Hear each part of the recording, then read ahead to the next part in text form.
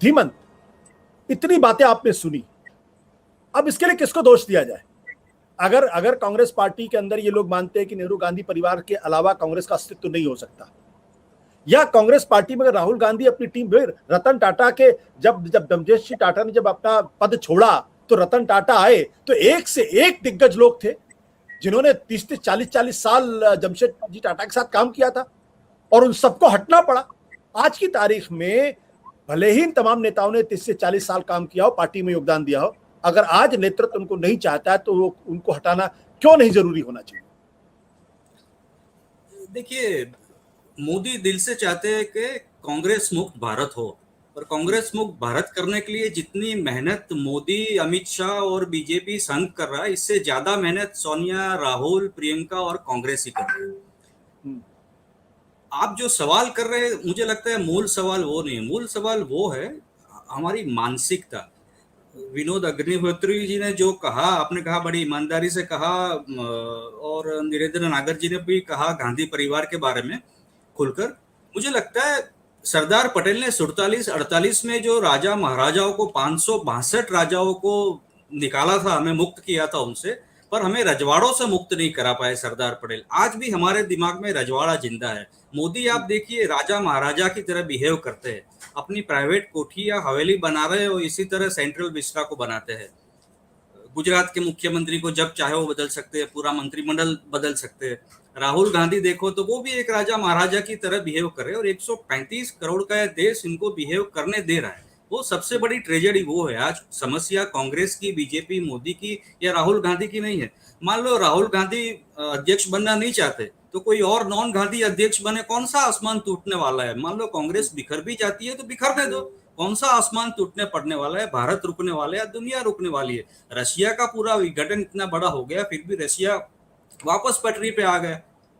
कौन सी दुनिया रुक गई या टूट गई? हम भारतीय पता नहीं ऐसे कौन से राजा रजवाड़ा में अटके हुए, हमें मोदी ही चाहिए, हमें राहुल गांधी ही चाहिए, आचार्य करे हमें प्रियंका गांधी चाहिए। मैं कहता हूँ क्यों इन लोगों के अलावा और कोई नेता नहीं है बीजेपी में, संघ में या कांग्रेस में? 135 करोड़ के देश में, जैसे अभी अभी आए आपको अब पता चला जीवनेश मेवाणी या कन्हैया कुमार कांग्रेस के बड़े नेता बन सकते हैं। कांग्रेस में इससे भी बड़े बड़े लीडर है, दिल्ली में है, गुजरात में, हर प्रदेश में पड़े। आप उनको क्यों नहीं आगे देने आ रहे? क्योंकि आपको एक राजा महाराजा चाहिए, मोदी के रूप में चाहिए, राहुल गांधी के रूप में चाहिए। ये मानसिकता, ये दिमाग में से रजवाड़ा, विनोद जी, जब तक हमारे दिमाग से नहीं निकलेगा, मीडिया भी इसके लिए बहुत बड़ा जिम्मेदार है। हमारे चुनाव के कार्यक्रमों को देखिए तो हम कहते हैं कौन इस राजगादी को पाएगा, कौन बनेगा राजा, कौन बनेगा महाराजा।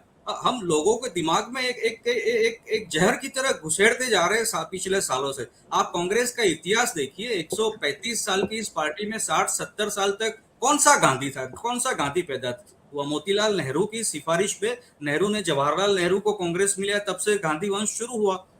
अब वंश जब शुरू हुआ तो खत्म भी हो सकता है।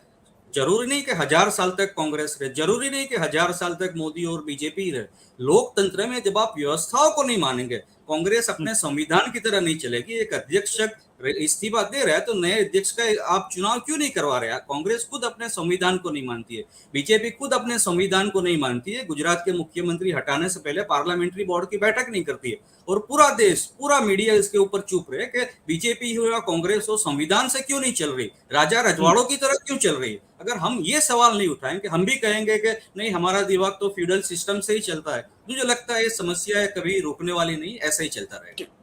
ठीक है, विनोद जी आप इसका जवाब देना चाहेंगे? क्योंकि मुझे लगता है कि आपका इन्होंने प्रत्युत्तर जवाब दिया है, संक्षेप अगर दे तो बेहतर रहेगा।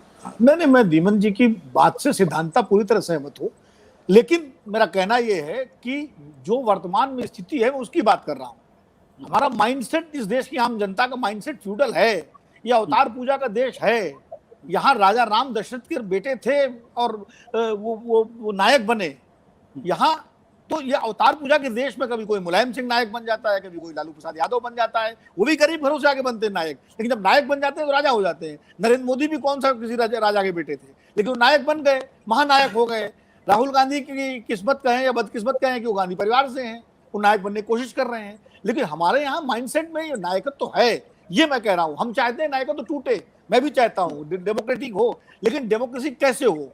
जब आप परिवार से ही डेमोक्रेसी नहीं शुरू होगी, जब अपने समाज में हम दलितों के प्रति क्या व्यवहार करते हैं, हम महिलाओं के प्रति क्या व्यवहार करते हैं, हम आदिवासियों के प्रति क्या व्यवहार करते हैं, हम फ्यूडल हैं, तो मैं ये कह रहा हूं हमारी सेमी फ्यूडल सोसाइटी जो है उसमें स्वीकार किया है। सरदार पटेल ने तो एक खाली प्रतीकात्मक रूप से जो रजवाड़े थे वो खत्म किया था। सांस्कृतिक क्रांति की जब मैं बात करता हूं, अगर मैं कहूं माओ सेतुंग के कल्चरल रिवॉल्यूशन की बात जिसकी बड़ी आलोचना होती है, उसका फंडामेंटल यही था कि जब तक संस्कृति में क्रांति नहीं होगी तब तक नहीं चलेगा। तो मामला ये है कि सिद्धांत मैं भी सहमत हूं, आप भी सहमत हो जो धीमन कह रहे हैं, लेकिन जो यथार्थ में है हम उसकी बात कर रहे हैं कि बीजेपी जो अनुशासित संघ शासित पार्टी है, जहां वंशवाद का विरोध है, जहां जमीन से कार्यकर्ता उठ के बंद, वहां भी वो नायकत्व है।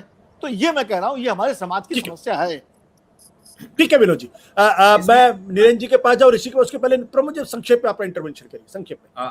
आशुतोष जी, जो धीमन जी बात कर रहे हैं वो देश की लोकतांत्रिक व्यवस्था में आई हुई विकृति पर बात कर रहे हैं।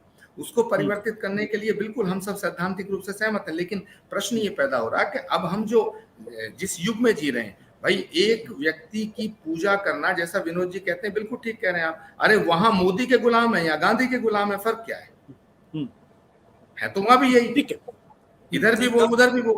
एक आरएसएस ऐसा संगठन था जो कभी व्यक्ति पूजा में विश्वास नहीं करता था, लेकिन 7 साल से तो आरएसएस में व्यक्ति पूजा कर रहा है, मोदी का गुलामी कर रहा है। आरएसएस के लोगों से पर्सनली बात करिएगा, वो कहते हैं कि साहब हम तो खुद चाहते हैं कि ये हटें, इन्होंने हमारा जीना तब मुश्किल कर दिया, हमारा अस्तित्व खत्म कर दिया है। और अगर एक बार और मोदी आगे, आरएसएस के कुछ लोग मुझसे बात करते हैं, कुछ महात्मा भी हैं आरएसएस के, आशुतोष जी, वो कहते हैं कि साहब हम तो चाहते हैं कि मोदी से छुटकारा मिले।